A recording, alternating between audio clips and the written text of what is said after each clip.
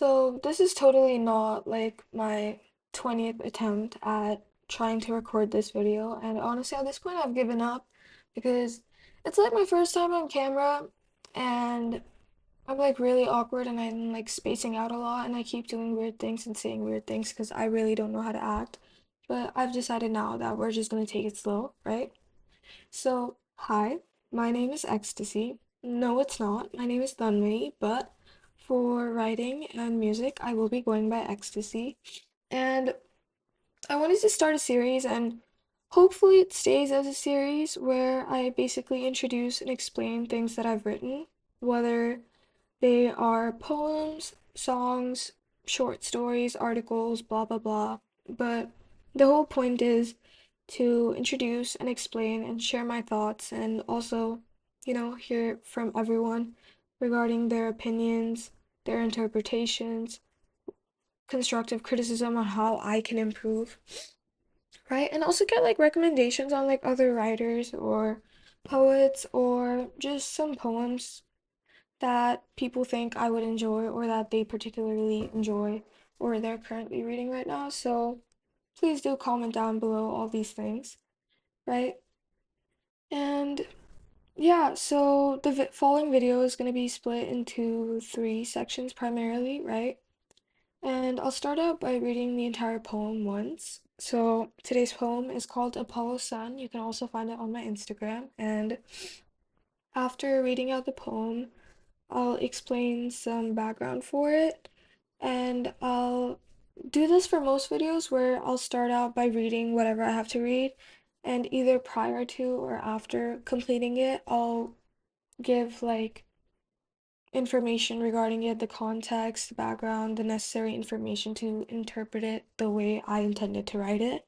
And after that, I'll go stanza by stanza and I'll basically explain why I wrote certain things, some things that I feel like are worth pointing out, and, you know, just certain things that stuck out to me or certain things where I just absolutely winged it and I had no idea what I was writing, but then it made sense somehow. So, yeah, and I feel like this is like a good way for me to just introduce myself. Hopefully people get introduced to my writings through these videos. And I feel like it's a good way to have conversation with people that also read these poems or like these writings. And I get to hear from them what they think, and I get to explain what I think. So yeah,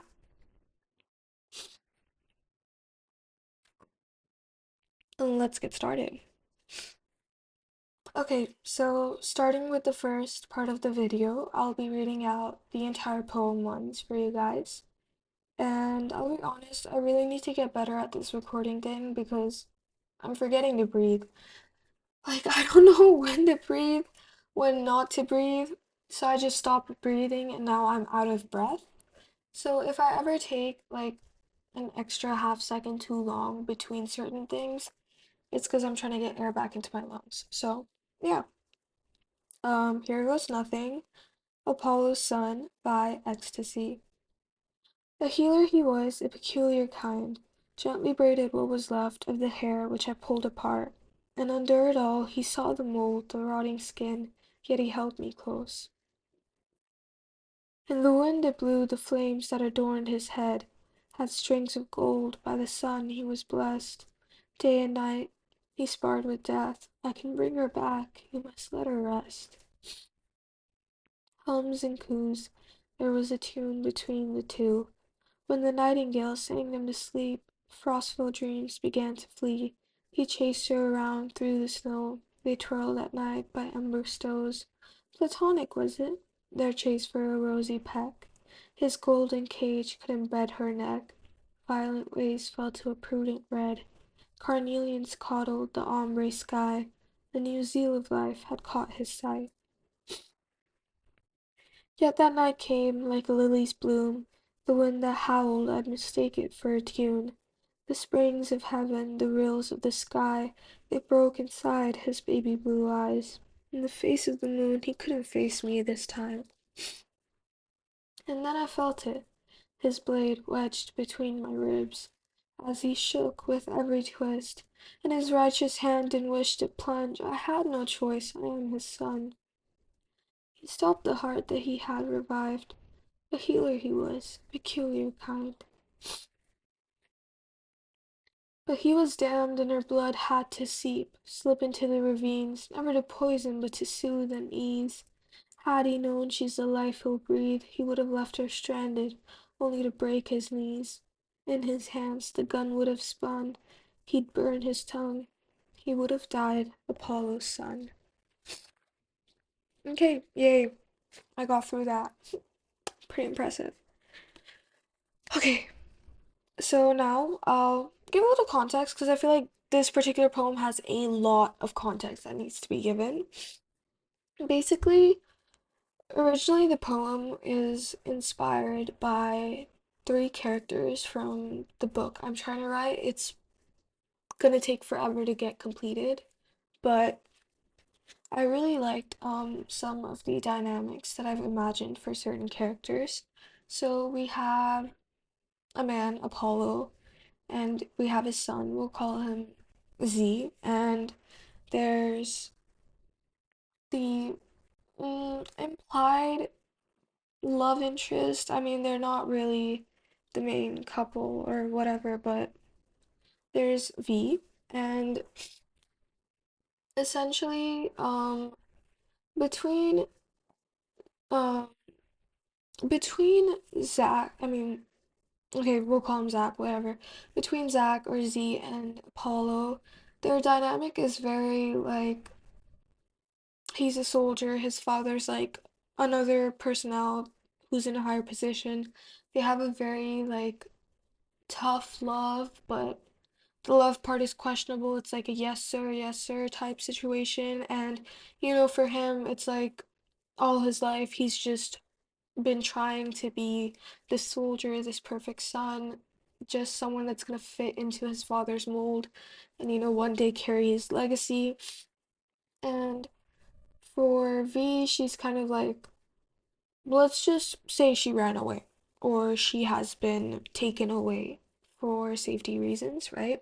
And essentially, it's like a very like I wouldn't say cliche, but it's basically like um Zach is supposed to get close to V and then basically stab her in the back later on, but for this small period of time when they were in each other's company, it was healing almost because for me, an important like idea or concept that I really wanted to represent through their relationship and their time together is the idea that sometimes, like certain people, they like walk into our lives when we least expect it, or they just appear and especially when you're going through a hard time, somehow they like help anchor you and just, help you pass through that difficult time unknowingly or knowingly.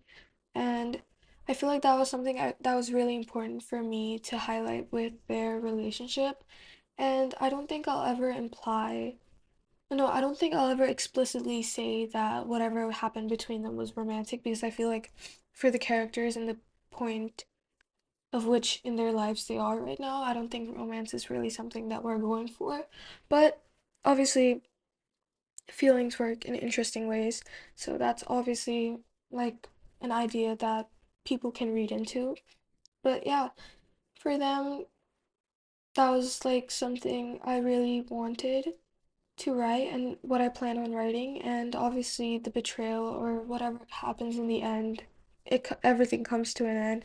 And I just really liked that story, this idea that I have for them, and that's what led me to writing this poem, Apollo's Son. So yeah, and also like I was just like a bit curious and I was like Apollo mythological god, so does he have sons? So I just Googled and there's this one guy, his name is I'm gonna butcher this, but Asclepius or something.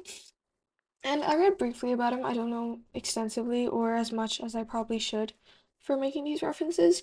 But essentially, he was like the god of medicine and he was Apollo's son. And, he was just really good at like healing people. Like, I think he even went as far as um bringing people back from the dead.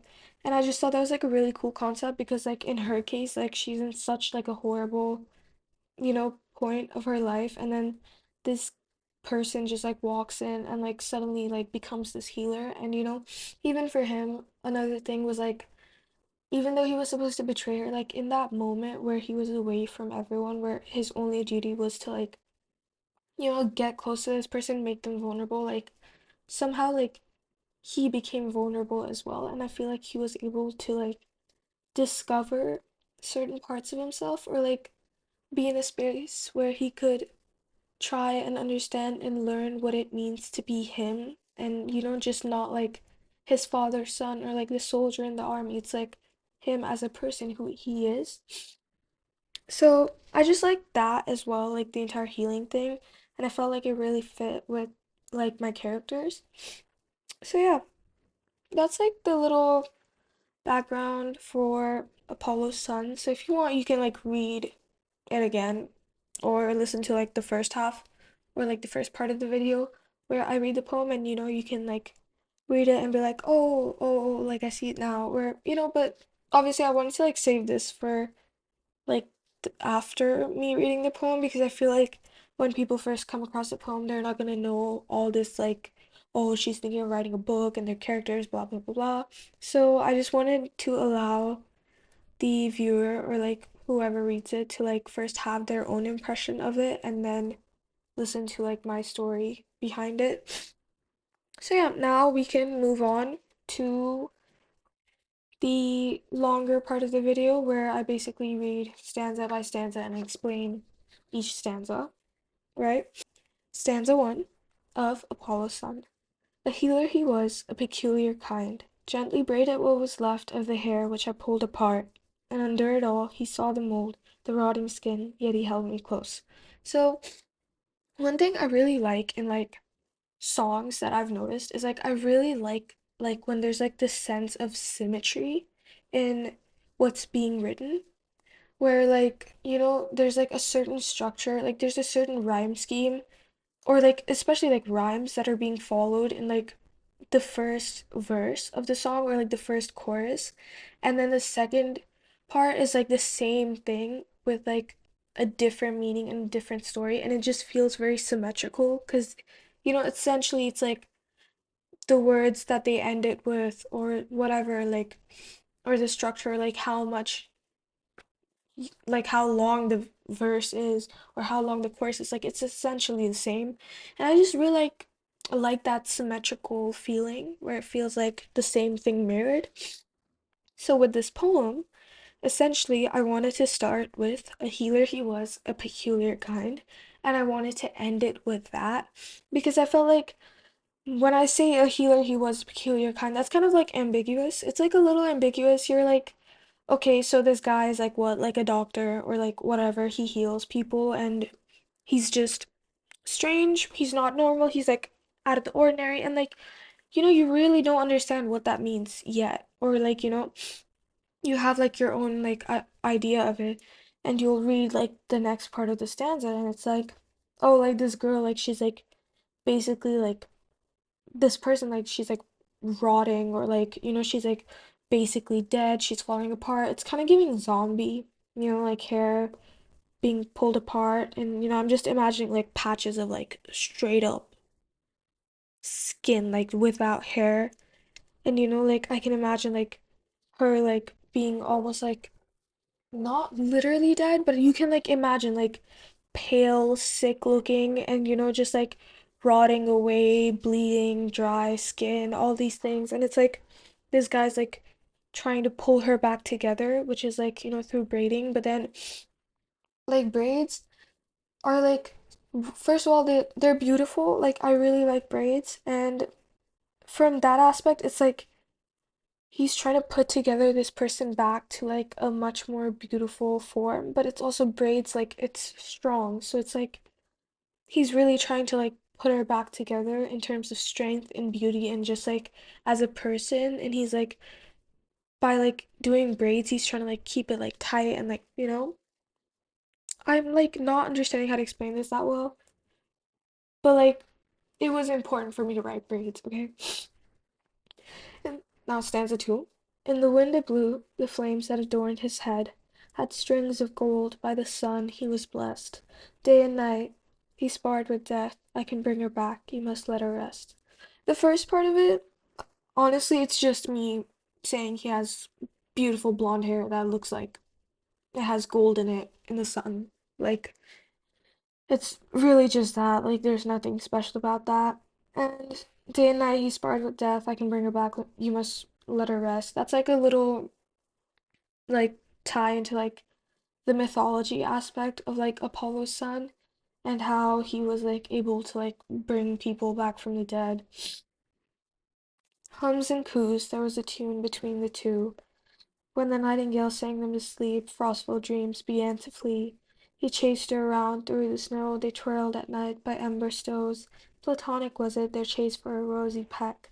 His golden cage couldn't bed her neck. Violet waves fell to a prudent red.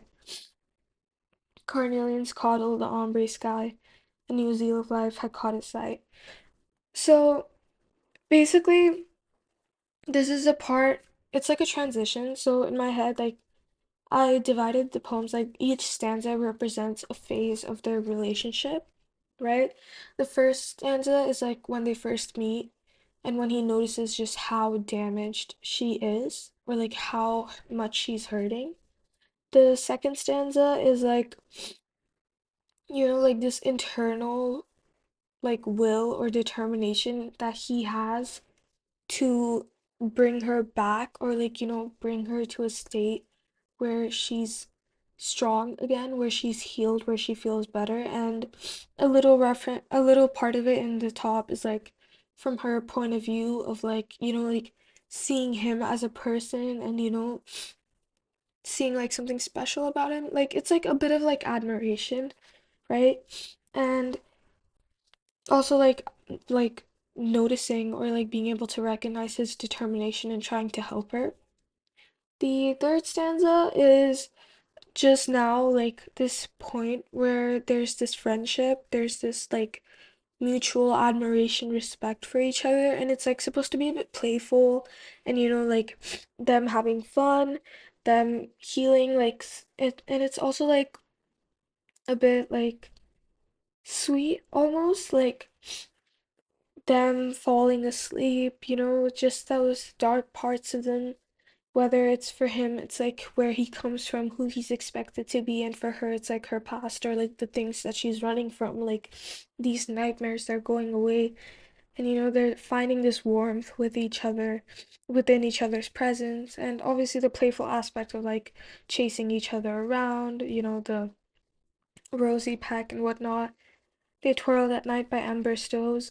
This is like in my head, like I also imagine them like just dancing or swaying next to like a fireplace. That was like the original vision.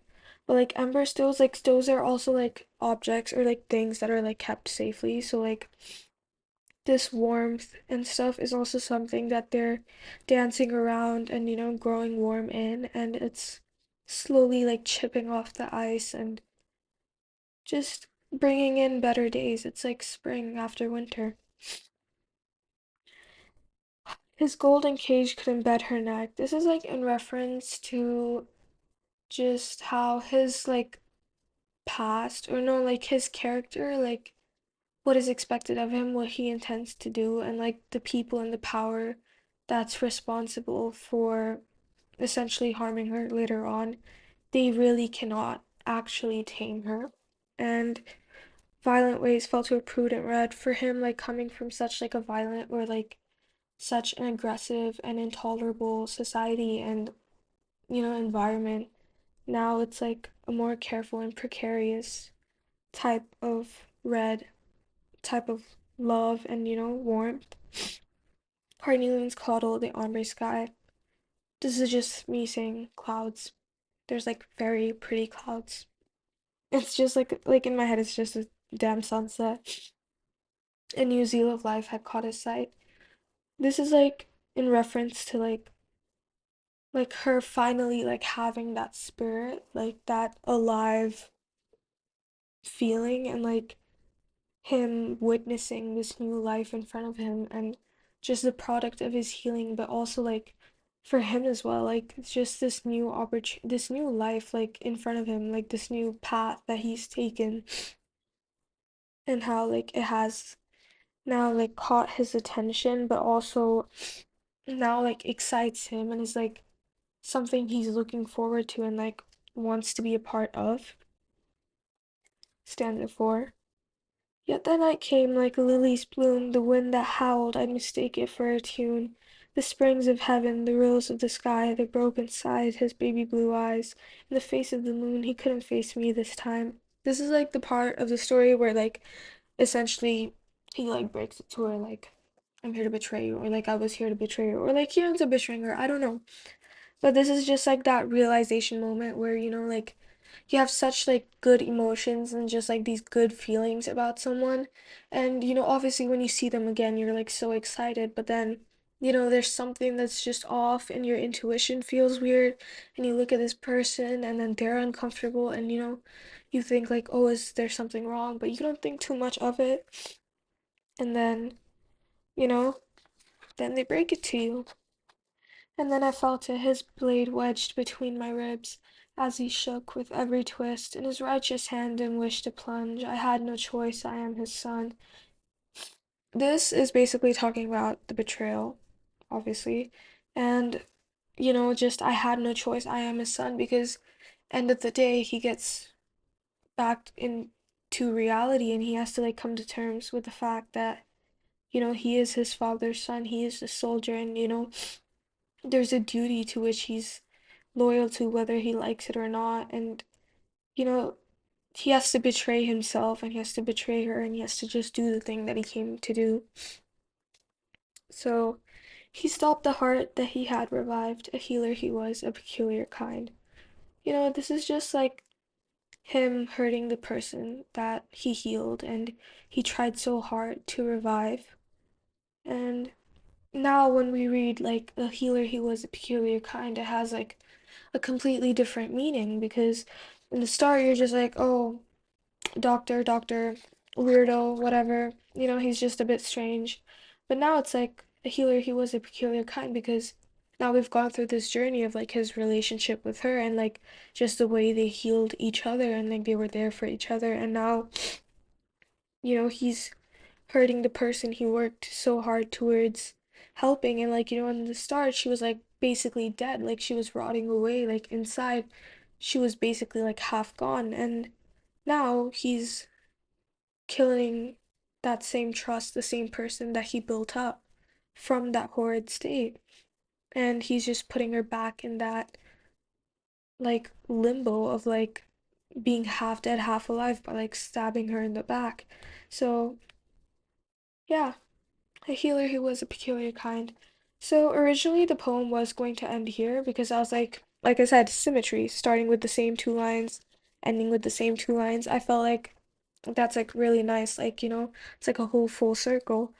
But, it just felt incomplete because I feel like it felt like there was a lot more left to say, or like some things that were just like unanswered, or like, we couldn't really understand like his emotions or like his point of view. Because, like, from like just the last two stanzas of like his betrayal and like him stabbing her in the back, it's just like in her POV. So it just was like, it just felt incomplete. I felt like there was like a bit more to say, a bit more that could have been said, or like, like a reflection on his regret and all those things. So I added like a mini like extension, just like two more short stanzas. But he was damned, and her blood had to seep, slip into the ravines, never to poison, but to soothe and ease. So I feel like, they tell us all the time, or like people know, like, you shouldn't mix the wrong blood together, or like, you shouldn't like let your like blood and like cut like mix with like other people's blood and stuff, because like, you're more like vulnerable to like infections or diseases, and just like it's just not supposed to happen. Like it's not good for you. But like in his case, it's like he himself was like this open wound, and like, finding her and then having that relationship with her, and like, she just bled through him and through his cracks in like the best ways possible. And for someone he believed that is a threat that he's going to betray, she ended up healing him and like helping him. Had he known she's the life he'll breathe, he would have left her stranded only to break his knees. In his hands the gun would have spun. He'd burn his tongue. He would have died Apollo's son. So this was like pretty important for me to write. Like the last line, he would have died Apollo's son, because I feel like it's very important for his character. So essentially, it starts with me saying how, if he knew what she would be to him and how she'd help him and the things she'd do for him involuntarily or voluntarily, he would have never even allowed himself to get to that job, like, or, get even like close enough to ever meet her. He would have done his absolute best to like make sure he would never get there. And in his hands, the gun would have spun. He'd burn his tongue. This is like implication, like trigger warning. Like, I'm implying like he would have killed himself. This could be taken like literally, or it can be taken like figuratively. It's basically to show like the extent he would have gone to not be in that position of like knowing her and like betraying her. He would have died Apollo's son. This is basically to point out how through her friendship and like him having this small period of time where he was away from like everything that he was used to, and he was in the presence of something new and he was allowed to be himself, he got to understand who he was, or he got glimpses of like a different life or like a better version of him. And now, instead of being like the soldier or like his father's son, he's a person. He's got the chance to understand what it means to be him. And now he's so much more than his father's son. So if he knew how things would have ended, or like how much she would have meant to him, he would have just never let it get to that point, and he would have just died his father's son instead of this new person that he has become because of her and her friendship. So, yeah, that is Apollo's son. It's a bit of a long explanation, and I would love to hear your guys' interpretation before I gave like this extensive like background and like all these things, because I've only ever like read this and understood this from the point of view of my characters. And I would love to know how other people have interpreted it without knowing all this background. And I'm really content with this poem. I really enjoyed writing it. It took me a while actually, especially like this whole like he was damned Apollo's son part and the hums and coos stanza. Like other than that, the rest of it was like pretty quick and it wrote itself. But yeah, I hope you enjoyed the poem. Please make sure to leave down any suggestions, your interpretations, if you have any criticism, if like you enjoy certain writing styles, like whatever you enjoy, if there's certain authors you like, certain poems you like, certain things you want me to read, or you think I would enjoy as well, please let me know, and let me know if you've enjoyed this video and if you'd like to see more regarding certain types of writings. And yeah, this was Apollo's poem by Ecstasy.